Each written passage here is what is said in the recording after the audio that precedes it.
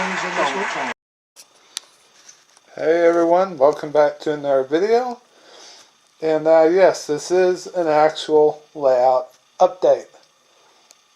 So we've got an overview of where I'm at in the yearly project.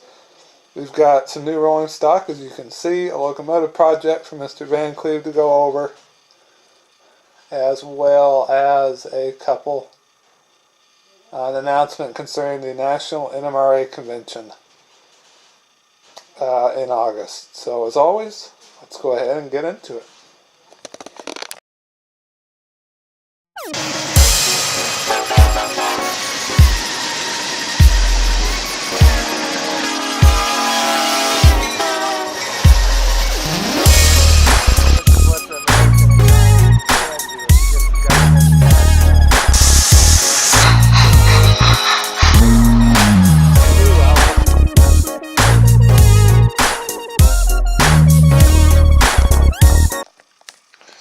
Alright everyone, so first thing off, let's go over a couple new rolling stock pieces and locomotive purchases. The first one, both of these are Intermountain cars. They're reefers, both ice reefers. The first one is a PFE number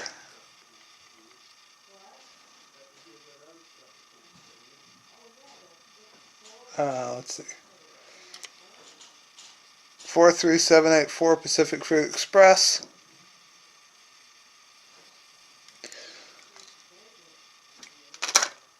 And the other is a West Florida Fruit and Steamship Company. And of course they're Mountain, so they've got all the break-in detail and everything. Now these haven't been weathered yet, I'll get to it. So those are a couple new purchases. The reefer fleet is going up bit by bit. And then I've been working on this little gem for Mr. Van Cleve. So that's an old 70s switcher, Union Pacific DS 180. I have done some work on it, some light weathering, gave it an ink coat. But more importantly, I took one of the decoders he had on hand, in this case a DH 124, I think, one of the old 80s decoders. Yeah, it's big and it's large and you try to fit it in that. I don't fit, it's just a tight fit, but as you can see, I stripped took the bulbs out. They have been replaced with LEDs. The LEDs work, and then I soldered it to the towers. I had to trim the one over here down to get the decoder to fit, because this is the cab end. So this sits on it like that, and I'm not going to bother getting it in, but I got all that wired up. And then in the cab, you can see there, and in the long head as well. Okay, if I can get this where you can see it.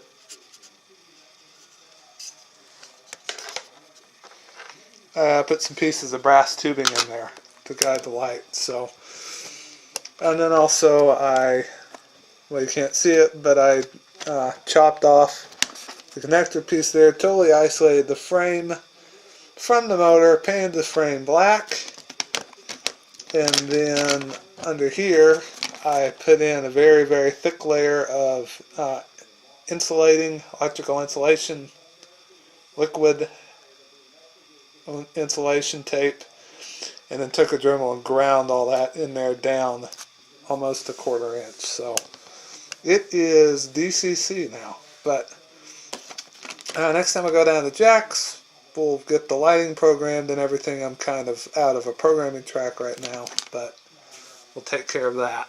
So that is what's new there. The biggest thing for this update, however, is a overview of the progress for the yearly project. So let's just work our way around the layout. We're going to start over here. This is the continuous run connection, and then from here up it's going to be outside of a tunnel. So I took all the ties and I spaced them out and everything. None of this is glued down. I didn't want to glue it in case I ever need to move those pieces of track and reuse them. It hasn't been going. All the track, or most of it, has been painted with Rust-Oleum, Rusty Metal Primer, heavy for the main line. And then that was painted in brown. I ran out of brown. I went back and they didn't have the color, so I got this. So the main line will get painted. Some of the pieces of track I haven't done like this because this is going to have to be curved to fit. So it's going to be a lot easier to curve it and glue it and then go back and paint it. So that's where that's at. But this section didn't really change too much.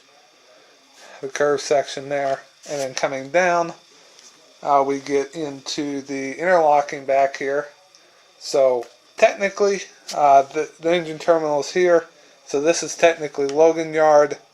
The area over there is Old Town Yard, so this whole section from this turnout through would technically be the Logan interlocking, and it's split into two blocks. One block is right here. The other block is from that turnout all the way through over here, and then this one is part of the siding, but this whole thing would be referred to as interlocking. So I got all this pulled up. I extended the feeders. It's been spray painted. I haven't gone back and gotten the rails cleaned off yet. And then on all of them, and this took forever, but it's worth it. You can see I put some styrene, built some styrene switch boxes in there and put them in. So the concept is give a guide for the wire. So when the wire from the Torx switch machines is up through here, it doesn't get caught on the foam or anything.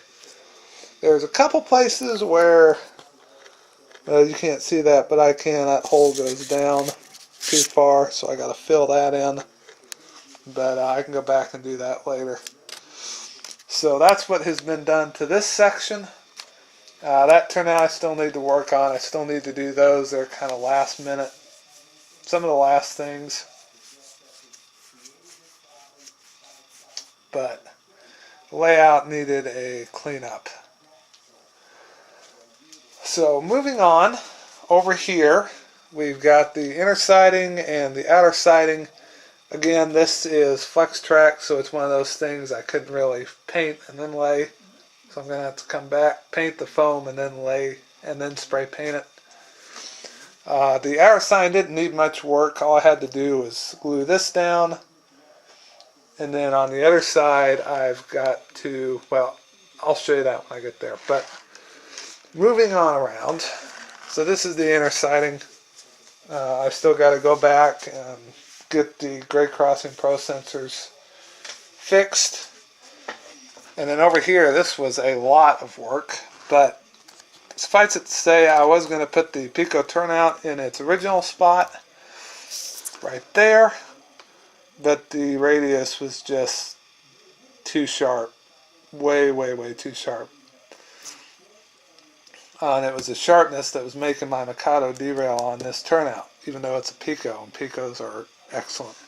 So I moved it up here, which allowed me to smooth all this out, eliminate a bunch of the kinks. You can see I've soldered the rail. This is code A3, this is code 100 SL Pico, product number SL22.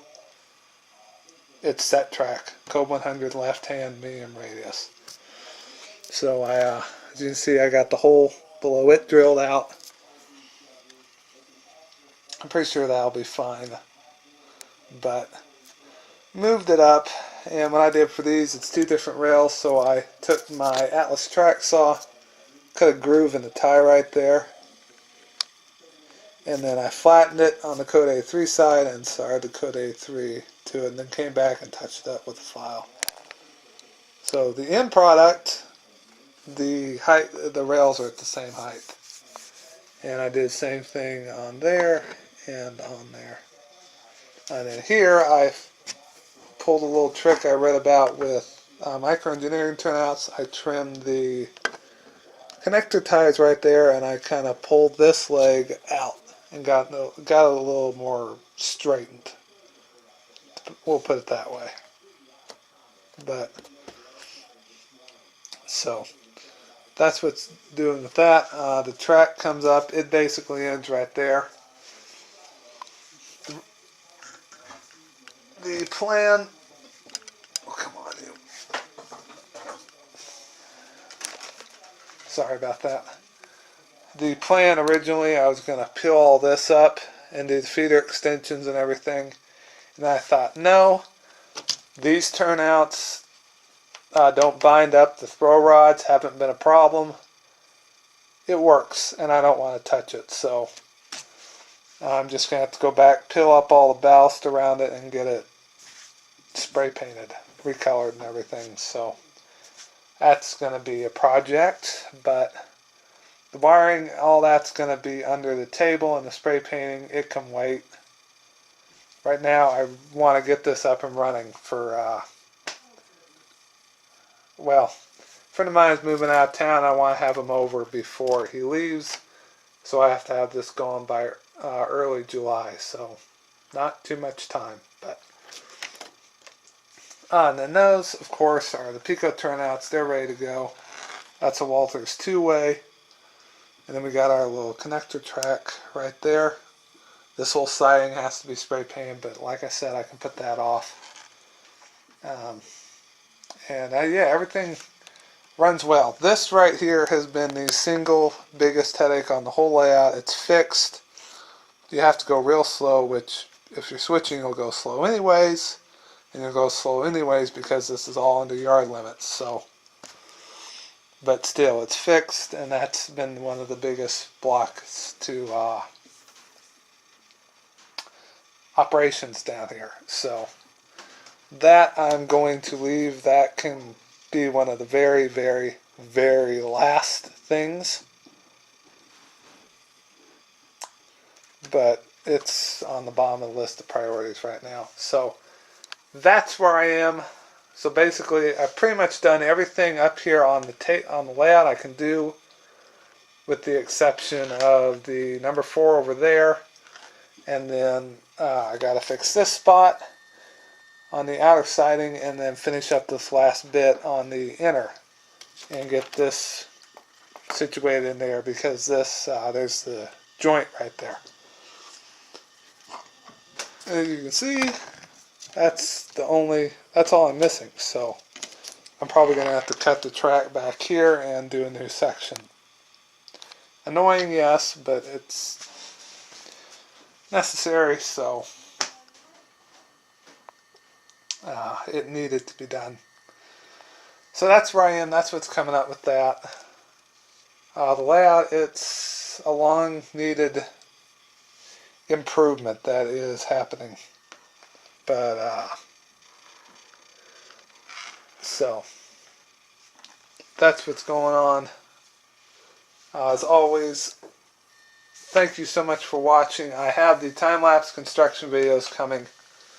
They are coming. They just need to be edited. Schoolwork's getting a little hectic, so I've got the clips. They are on the computer. They're sorted in computer files according to area, so I know what's what. So they will come out in due time, whenever that due time is. So last thing, the NMRA National Convention.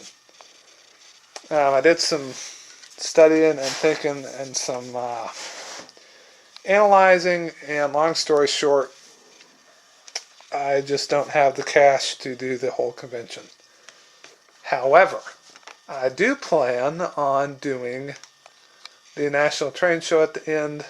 That is going to be the 13th, 14th, and 15th, the last weekend of the convention. So I will be taking camcorder, get as much footage as I can. So of course, layout videos, videos of the show, hopefully videos of some of the manufacturers.